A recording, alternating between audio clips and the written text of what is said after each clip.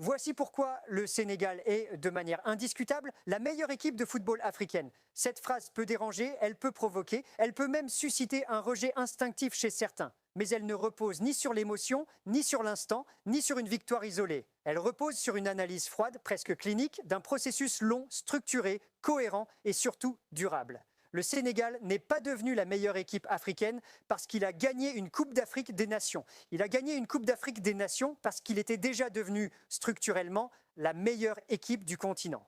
La nuance est fondamentale. Elle sépare les équipes qui profitent d'un moment de celles qui imposent une ère. Pendant des décennies, le Sénégal a été enfermé dans une image paradoxale. Une nation riche en talent, respectée, souvent crainte, mais rarement victorieuse. Toujours proche, jamais au sommet. Cette perception n'était pas totalement injuste. Elle traduisait une réalité. Le Sénégal avait des joueurs, mais pas encore un système suffisamment robuste pour résister aux tempêtes psychologiques des grandes compétitions. Ce constat a été le point de départ de tout. Plutôt que de nier cette faiblesse, le projet sénégalais l'a affronté de face. Il n'a pas cherché à accélérer artificiellement. Il a accepté le temps long. Dans un football africain souvent prisonnier de l'urgence, le Sénégal a fait un choix radical, construire une équipe avant de vouloir construire un palmarès. Cette construction commence par une idée simple mais rarement respectée. Le collectif prime sur l'individu. Non pas dans un discours de façade, mais dans l'organisation même du jeu. Chaque joueur sénégalais sait que sa liberté dépend de la stabilité de l'ensemble. Ce principe est la colonne vertébrale du Sénégal moderne. Sur le terrain, cela se traduit par une discipline positionnelle remarquable. Le Sénégal n'est pas une équipe qui court beaucoup, c'est une équipe qui court juste. Les distances entre les lignes sont maîtrisées, les couloirs sont fermés ou ouverts selon des déclencheurs précis. Le bloc équipe fonctionne comme une entité unique, compacte, presque suffocante pour l'adversaire.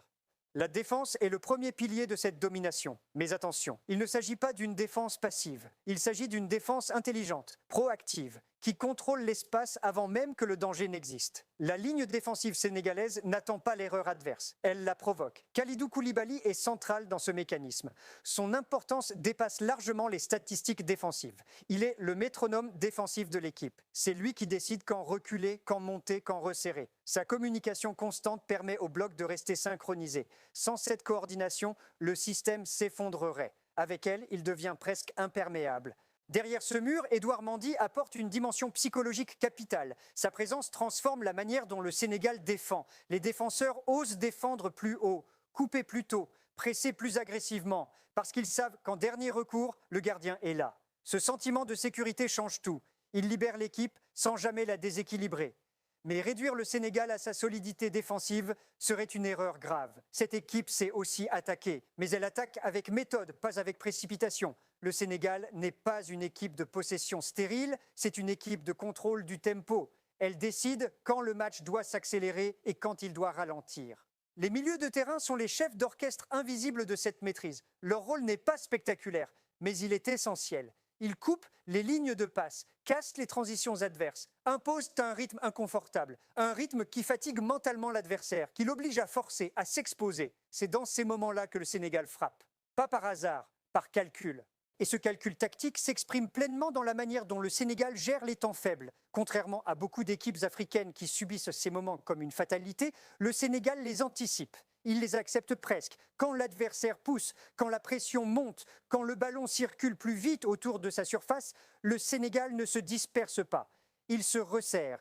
Les lignes se rapprochent, les distances se réduisent, l'espace disparaît. Ce n'est plus un terrain de football, c'est un couloir étroit, une zone de suffocation où chaque décision adverse devient risquée. Ce contrôle des temps faibles est l'un des marqueurs les plus nets des grandes équipes. Il révèle une compréhension avancée du jeu, mais surtout une confiance collective absolue. Les joueurs sénégalais savent que défendre n'est pas un aveu de faiblesse. C'est une phase du jeu comme une autre, préparée, répétée, maîtrisée. Cette sérénité se lit dans les attitudes, dans les corps, dans les regards. Il n'y a pas de gestes inutiles, pas de protestation, pas de panique. Il y a une forme de silence organisé. Lorsque le Sénégal récupère le ballon, la transition n'est jamais anarchique. Elle est structurée. Le porteur sait déjà où sont les solutions avant même de contrôler. Les appels sont déclenchés en amont, les courses sont coordonnées. On observe souvent un premier mouvement pour fixer, un deuxième pour étirer, un troisième pour attaquer l'espace libéré. Ce sont des mécanismes travaillés à l'entraînement, mais surtout assimilés intellectuellement par les joueurs. C'est ici que la dimension tactique rejoint la dimension cognitive. Le Sénégal ne joue pas seulement avec ses jambes,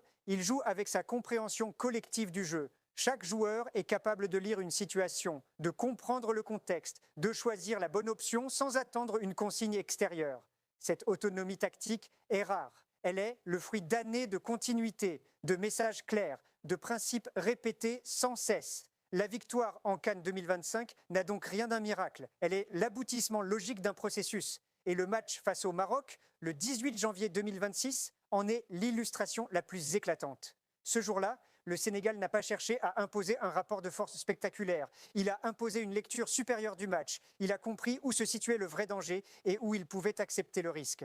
Le Maroc, avec sa qualité technique et sa maîtrise du ballon, cherchait à désorganiser le bloc sénégalais par le mouvement. Mais le Sénégal n'a jamais rompu. Les latéraux ne se sont jamais laissés aspirer trop haut. Les centraux n'ont jamais quitté l'axe sans couverture. Les milieux ont constamment fermé les intervalles. Résultat, une domination marocaine stérile, enfermée dans des zones peu dangereuses. Pendant ce temps, le Sénégal préparait ses coups. Chaque récupération était suivie d'une projection verticale mesurée. Pas de précipitation, pas de longs ballons inutiles, juste ce qu'il faut de vitesse pour surprendre, puis à nouveau du calme. Cette alternance permanente entre intensité et contrôle est l'une des signatures les plus fortes de cette équipe. Il faut également souligner l'importance du travail invisible, celui qui ne se voit pas dans les statistiques, le replacement défensif des attaquants, les courses de repli, les appels qui ne seront jamais servis, mais qui ouvrent des espaces pour les autres. Le Sénégal est une équipe où l'ego individuel est subordonné à la logique collective. Cela ne signifie pas que les talents sont bridés. Au contraire, ils sont mis dans les meilleures conditions pour s'exprimer au bon moment. Cette discipline collective est d'autant plus remarquable qu'elle concerne des joueurs évoluant au plus haut niveau mondial dans des clubs où ils sont des leaders. Et pourtant, en sélection, ils acceptent de se fondre dans un cadre. Cette capacité à changer de rôle, à accepter une fonction différente pour le bien commun, est un indicateur fort de maturité. Le banc sénégalais joue un rôle central dans cette domination. Les changements ne sont jamais des rustines. Ils sont pensés comme des ajustements tactiques. Un joueur entre pour fermer un couloir, un autre pour apporter de la fraîcheur dans le pressing, un troisième pour sécuriser une zone. Le niveau d'intensité ne baisse pas, au contraire, il se renouvelle. L'adversaire, lui, s'épuise. Cette profondeur d'effectif n'est pas le fruit du hasard. Elle est le résultat d'un suivi rigoureux des joueurs, d'une intégration progressive des jeunes, d'une confiance accordée sur la durée. Le Sénégal ne brûle pas ses talents. Il les prépare, il les expose progressivement, il les responsabilise sans les écraser. Et c'est là que l'on mesure l'intelligence globale du projet. Le Sénégal ne dépend pas d'un joueur, ni même d'une génération. Il dépend d'une méthode. Tant que cette méthode est respectée, l'équipe reste compétitive.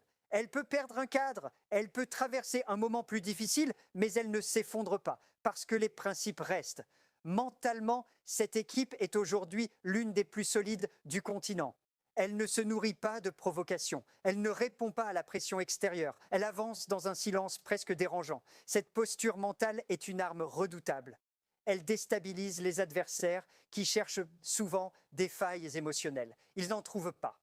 Le Sénégal joue avec une forme de gravité, pas de célébration excessive, pas de gestes inutiles. Chaque match est abordé comme une mission, chaque victoire comme une étape, jamais comme une fin en soi. Cette sobriété est le reflet d'une ambition plus large, celle de durer, de s'inscrire dans le temps. C'est pour toutes ces raisons que le Sénégal peut aujourd'hui affronter n'importe quelle nation africaine, et même au-delà, sans complexe. Non pas parce qu'il se croit supérieur, mais parce qu'il sait exactement ce qu'il est. Une équipe structurée, une équipe disciplinée, une équipe capable de s'adapter à n'importe quel contexte. Et tant que cette identité restera intacte, tant que cette rigueur continuera d'être transmise, le Sénégal restera ce qu'il est devenu, une référence. Une équipe qui ne fait pas de bruit, mais qui impose le respect.